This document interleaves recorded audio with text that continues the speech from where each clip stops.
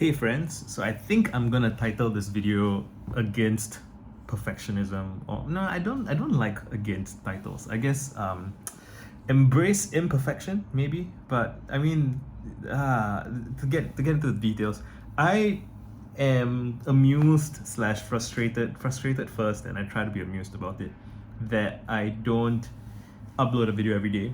That's kind of like my ideal outcome. My ideal outcome would be that I upload a video every day. It only takes me a few minutes to when I start recording, right? Once I've started recording, it's pretty much guaranteed that I'm gonna finish recording and I'm gonna upload the video. So my real frustration then I realized must be that I don't start making videos. And why do I not start making videos? It's because I am thinking too much, right? I'm worried that the video is not going to be good. It's, even trying to describe it, it's funny. I guess this video is going to really be about me trying to capture the emotional experience of not making videos, which is tough, right? Because once you're making a video, you're no longer in the state of I want to make a video but I'm not doing it, or I'm avoiding it for some reason. And I guess this is broadly the problem with talking about procrastination or talking about aversion, any of those sorts of things, right?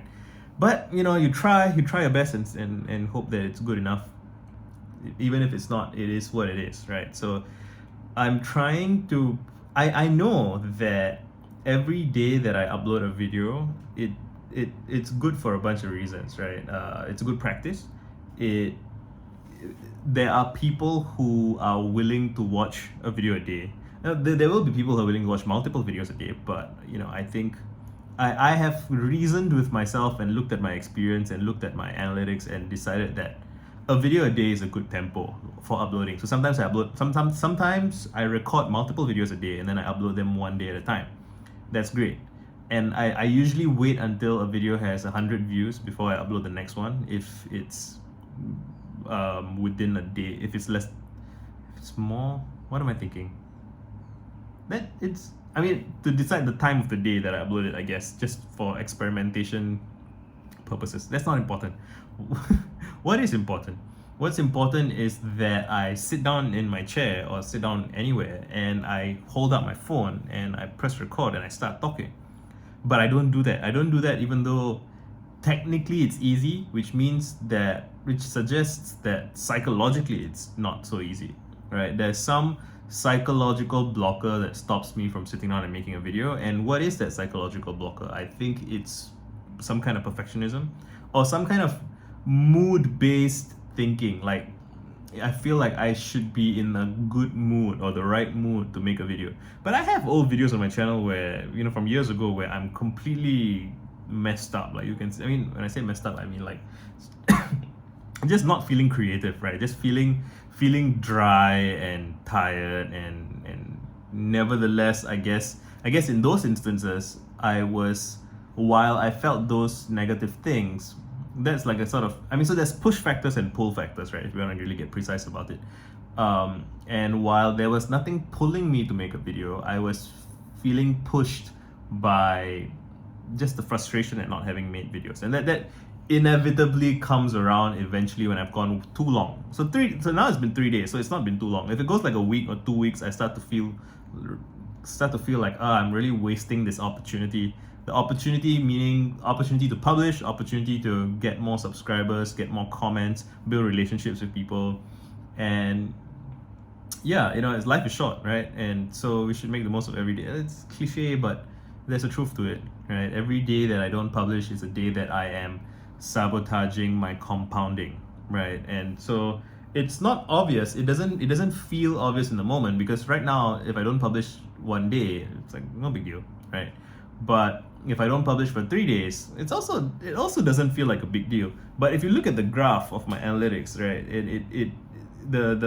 if I publish every day, it compounds. I'm sure you've all seen the picture of like 1.01 compounded. Like it amplifies, right? So if you publish every day, you reliably do a thing. Other people can rely on you in a sense, and they can count on showing up in the comments, and you make friends. You see other people in the comments who are regulars, and then you can build relationships maybe. I don't know if I'm overthinking it. I just want to. I would like it if if I don't publish every day, I'm okay with that. Like I'm not gonna beat myself up about it. But I am curious about whether it's possible to upload a video a day. It doesn't seem like a stretch. You know, it's like doing a few push-ups a day. It's not like I'm gonna get burnt out from uploading a short video a day unless I bring expectations to it and I bring like, you know, I make a big deal out of it when it's not. And you know, I don't get burnt out from tweeting every day. Tweeting is easy for me. Like I can just shut my mind off and tweet. And maybe that's the thing. Maybe I just need to shut my mind off when I make these videos. And there's something scary about that because again, like when I shut my mind off and tweet, like I have a large volume of text and I trust that the text is good because I mean, again, so it's interesting that I just said trust that the text is good because so what if it's not, you know? And I have been recently I was talking about the value of embracing mistakes, right? And accepting mistakes. And this is something that I'm in the process of learning. And I guess it's a lifelong thing and you'll never be done with it. But there are thresholds that you cross, there are milestones. And yeah, maybe the thing that I need to do is that I need to stop being here. I keep spitting.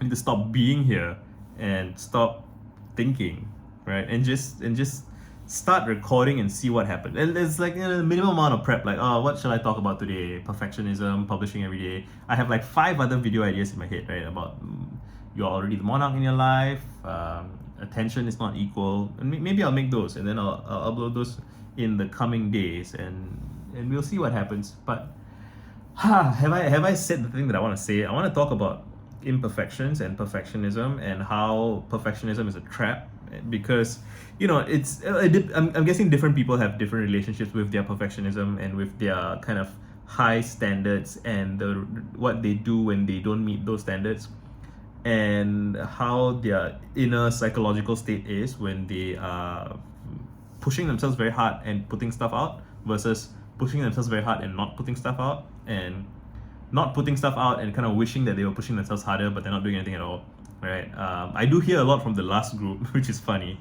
I feel like I've been in all 3 states. I remember pushing myself a lot when I was at work and I did get stuff done, but now with the benefit of hindsight I can say that if I hadn't pushed myself that hard and if I had taken breaks, I should have taken more breaks deliberately. And if I had done that, I would have been happier and more productive. I can see that now in retrospect. So I guess the challenge for me is to see that now from like like it's a kind of math. It's a kind of seeing.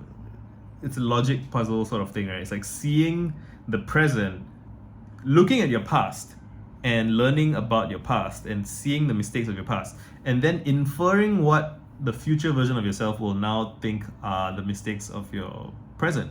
And again, with mistakes, I don't necessarily mean moral failures or things that are bad. It's just, little imperfections that you can kind of work with, right? It's just the way you are. It's the way you are, and the way you are is what you have. It's what you have received. It's what you've inherited. It's who you are, right? And there's no shame in that. There's nothing inherently bad about that. And the challenge is to practice acceptance. And I think when you practice acceptance of the situation and of your feelings and of your mood, all of those things, it becomes easier to let go and let it be. And I guess, I would like to transition to a point where making YouTube videos for me is as easy as tweeting, because it's not even like I'm trying to reach a point up there, but really it's almost like I'm falling into it, right? So I want to fall into my videos. I think that's fun.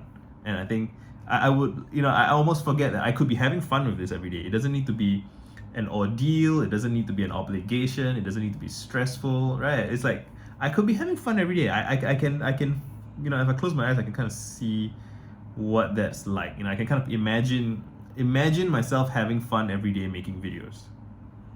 That's a much more pleasant prospect than feeling bad about not publishing and then feeling bad about how I drive myself to publish, right? It shouldn't be the case. I should just imagine what it would be like if it's fun. And I think what's fun for me is to fall into it and not know where I'm going and let it just spill out and then spectate, right? I'm not here.